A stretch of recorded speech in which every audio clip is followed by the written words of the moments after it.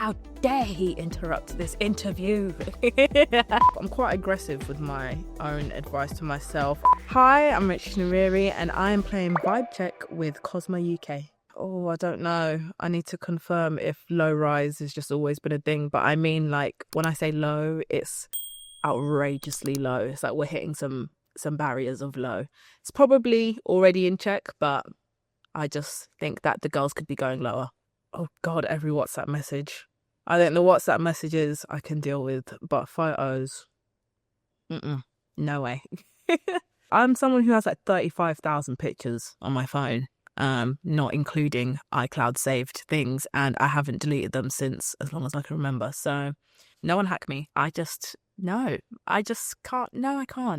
share my photos. My love language is, I don't even know what you call a love language. I like to make my partner happy in a sense of being able to do everything for them before they've like come home. So if I know they're about to, I don't know, go out somewhere, I'll like put something in place where their brain doesn't even think about. I just like to think a few steps ahead for them, to make their life slightly easier in any way I can. I think I'm like that kind of with my friends anyways, but as a partner, I like just kind of always thinking ahead to help out my partner, and lots of cuddles and kisses all the time. Acts of service. My love language is acts of service. All I've ever asked of a partner is to just be honest. I just like someone who's nice, honest, chilled out, and likes the countryside. Scandal, because they're all covered. I have like a bird here with a star, and it's the only tattoo that means something. I'm from Zimbabwe, and there's like a bird on top of the star, and I thought me moving, I was born in the UK, just being away from home felt a bit sentimental. But it's my best tattoo, and the only one I ever thought out, because I was just getting tattoos as a 21-year-old in a kitchen, just getting whatever, and that was a smart decision. I don't regret anything because I feel like it's a good story. I did get a tattoo. My first tattoo was like along here by a girl who bruised me and was like telling me to like put my hand on the wall, and even when she was doing it, we were all a bit like, oh, you don't know what you're doing. And her dad owned the shop, and then when it came out blurry, she was like, that's what tattoos look like on dark skin. And I got other tattoos and I was like, that's a lie. So still called her out, but her dad was like, it looks perfectly fine to me, and I'll show you. You can't even read it, but it's a story. I learned a lesson. I hope they watch this and they're like, because probably being on this sofa to some degree. I do everything, even when I'm terrified of doing it. And I'm always like, when I was super young, I was always like, I want to do shoots, I want to be a singer, I want to do this, I want to do that. So everything I'm currently doing is what I was dreaming of when I was younger. So I would guess that, yeah, even being here is a manifestation in a weird kind of terrified way, but I still got here at the end. I love the summertime. I like, you know, the weather, maybe not here, but the weather when it's warm. I like that. I like the late evenings. I like that everyone's outside. I do like winter because I'm someone who sleeps early and wakes up early. So I like the whole hibernation and being able to be inside and having an excuse to save some money. But I'm going to say summer because it brings good vibes and I'm tired of the cold. Pet names. Oh, can it be a pet name anyone calls me? I don't smell, but my boyfriend calls me Stinky. I smell lovely, by the way. But that's just a funny pet name that he always gave me. It's funny because my sister calls me Poops because she's like 40 and she used to change my nappy. So I just want to confirm I don't smell.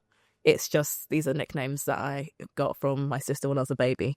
I also call my partner Nessie, because he spilled a pint of Guinness on me on our first date. So I think that's the most pet names I can think of. Agree. I think the fan base actually know the songs. At a festival, you're trying to like win people over. You don't know if they want to get involved. But every festival, I've never had a crowd who don't get involved, no matter what the size. But at your own tours, the darlings are insane. They do like letter exchanges.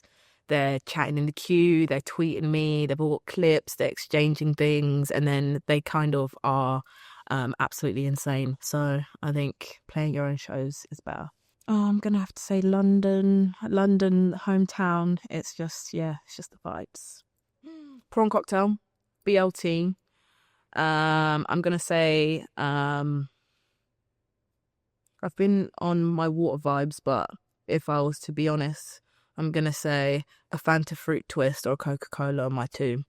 But I'm going to go with Fanta Fruit Twist. So prawn cocktail, BLT, Fanta Fruit Twist. Would I ever do double prawn? Do a prawn cocktail sandwich and a prawn cocktail crisp? I would never do a prawn cocktail sandwich. Never in this life. I wouldn't do it. I'm sorry. A song I wish I had written. Oh, I've just had a flood of like 20 different songs. I think a song I wish that I had written. If I lived another life, I'm going to say Charlie XCX Von Dutch, because that was my most streamed song last year. And it just brings out an energy of self-confidence and it's fun. If I was to think of another song that I wish I'd written, you know what's crazy? I'm about to say Mario, Let Me Love You, because that's my karaoke song. Sabrina Carpenter, Espresso, because one, I'm going on tour with her. 2, I'm always having a double espresso. And 3, it's just a fun, cutesy vibe.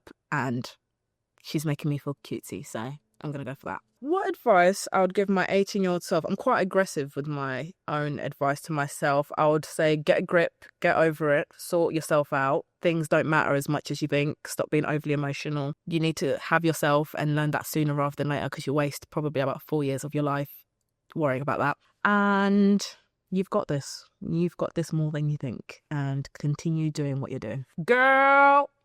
Or what am I always saying? Oh, queen, yes, I'm always saying queen, or girl, or biobo. Let me tell you something. That's one of my favourite phases, and because I've always got something to tell. Can I swear? Yeah. I've got girls doing Pilates, someone making a granola bowl with some strawberries, someone making some pasta from scratch, someone showing me their 5 a.m. morning routine.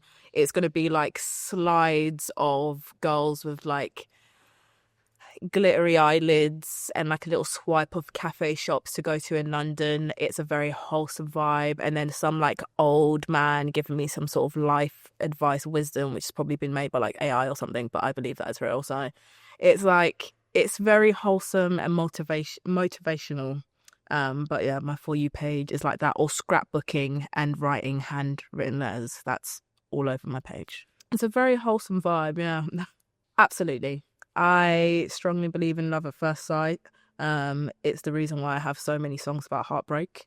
However, yeah, I think you can kind of know or tell from a vibe if you love someone. And I think it's never too soon or too late to ever know if you love someone straight away or not. So yeah, I believe in love at first sight. Absolutely, it has, for sure. So yeah. I think because I actually never attended a festival before working at them. So I've only actually really ever worked at festivals because my parents were a bit more strict about me going out when I was younger, and I started the industry quite young. But I think having a little bum bag is always, or deep pockets. You just need as minimal stuff and deep pockets and a bum bag, because walking around holding stuff, you will lose it at some point. And yeah, I think that's my go-to, and also flushable wipes, because I'm terrified of public toilets. I've never like done the punter thing to a T, but when I've gone to festivals, you usually have like a bit of time. I'd always perform quite early, so I'd have either a bit of time or the day before or the day after, if my schedule allows, to go around the festival. But I've always been lucky enough to like go around the back, so you can like kind of run and cut between the backs, which is a very lucky thing to have for like a first time festival goer. But yeah, I always, if my friends are performing, I always try and catch their sets. So yeah. I feel the most me the moment I wake up, because I journal every morning as soon as my eyes open. I aim for 3 pages, morning pages. But if it's not 3 pages, I'll at least do 1. I've had like airport flights at ridiculous times and I'll still get a page. And I just like the fact that from waking up, I just look outside no matter what it looks like, and I just write in my book about what's on my brain, whatever it is. So that would be the moment I feel most like me, I would say. Generally, I will wake up. I try and wake up at 5, if not 6.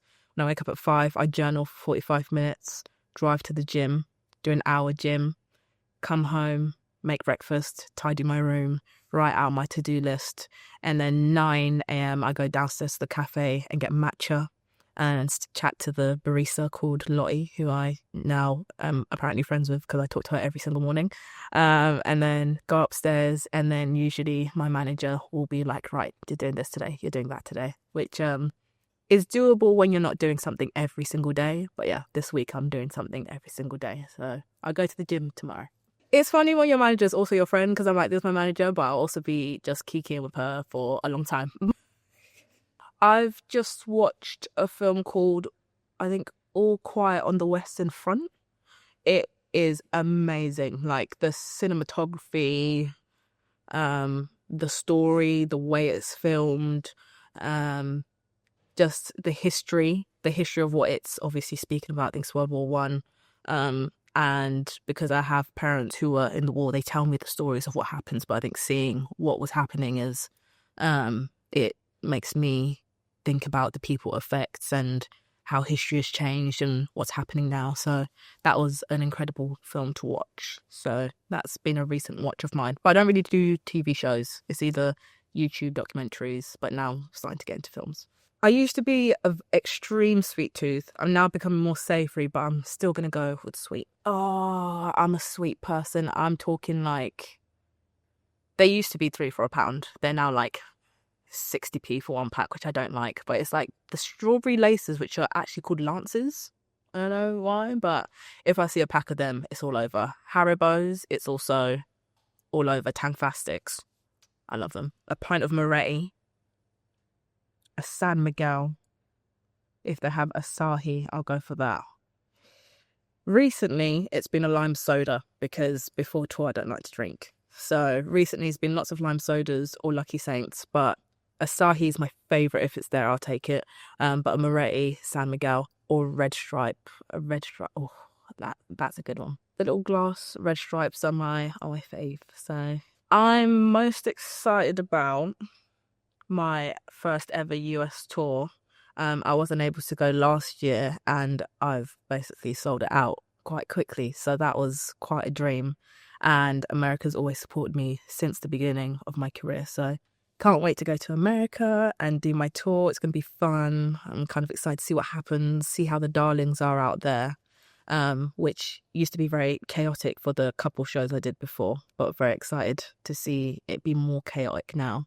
And I think I'm ready to write my next album. I'm kind of itching to start writing. So yeah. Well, I hope I passed the vibe check, and see you guys later.